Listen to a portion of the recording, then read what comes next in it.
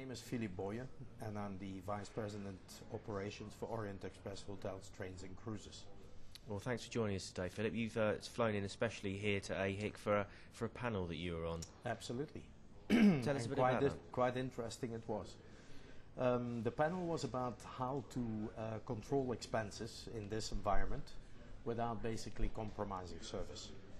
And it was a very interesting discussions. We had the CEO of Marriott, we had the CEO of Corinthia Hotels, and we also had the CFO of Mövenpick Hotels on the panel. So in principle, we found as a panel that service standards cannot be compromised even under these conditions. But at the other hand, that there is a lot of opportunities to control costs without jeopardizing the service levels. For example, it is clear that a lot of the companies have had to reduce their staff levels. That's crystal clear with the drops in revenues, occupancies, and RevPARs. But on the other hand, if you have to reduce staff levels, it doesn't necessarily have to be a retrenchment. For example, in a lot of our hotels, we were able to do deals with the agreements with the staff, so whereby they reduce their working hours by 30 to 40%, which financially has the same impact, but which leaves you with the flexibility that if the market picks up again, that you still have your great employees available. We offered also unpaid holidays to the staff, and I was amazed how many staff took that up. Management, all the way from the CEO down to general manager level, all agreed to salary cuts. The staff in general has become a lot more flexible, and also it is amazing to see that even the unions have, with the crisis, developed a level of flexibility which we haven't seen before. So all that combined yielded great results for us. So we were able to reduce expenses tremendously in that field, and obviously also on the energy management. The suppliers basically were very cooperative. We were able to renegotiate contracts with practically all the suppliers at the company.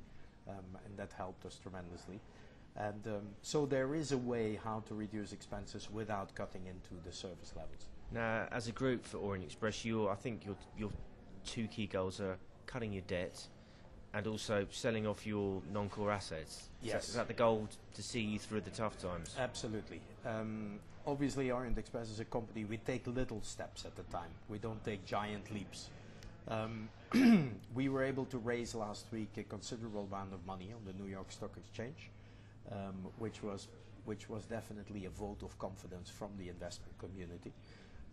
And obviously, one of our main objectives is to reduce our debt, and we're going to achieve that by selling off our non-core assets. That will happen over the next 2 years, and we envisage that will be about 5 to 6 properties that will be sold off. Now, you're also rolling out a new brand strategy, because if I'm not correct, Orient Express, you tend to market individually your properties and right. your operations like the train, whereas now you're going for an overall strategy. What we want to do this time, the initiative basically is intended to position the company as a collection of deluxe travel and hospitality experiences. Before we were marketing every property individually. That will continue, but it will be supported by Orient Express as a mother brand. And this in turn will give us a much better worldwide exposure in terms of public relations, and it will continue the spirit of Orient Express, which is individual properties that are basically owned by the company. Now, can you tell us a bit about the Orient Express Group, where your key markets are, what operations you have around the world? Well, we have, for the moment, we have 41 hotels, we have several luxury trains, we have a few restaurants, and we have river cruises. Basically, our operations are in Europe, North America, Africa, Australia, and Asia. Our market is predominantly leisure, 65% leisure and 65-70% leisure, 30% group incentive corporate. But basically we are all about travel experiences.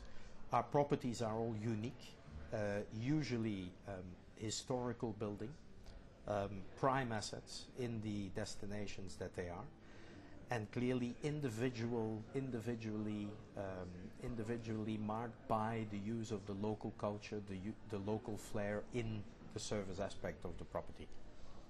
Any plans here for the Middle East for you? We would love to get into the Middle East, and again for the future our strategy is not only to continue to own hotels, we would also look at management of hotels, we would look at partial ownership, and of course ownership as we have operated as in the future.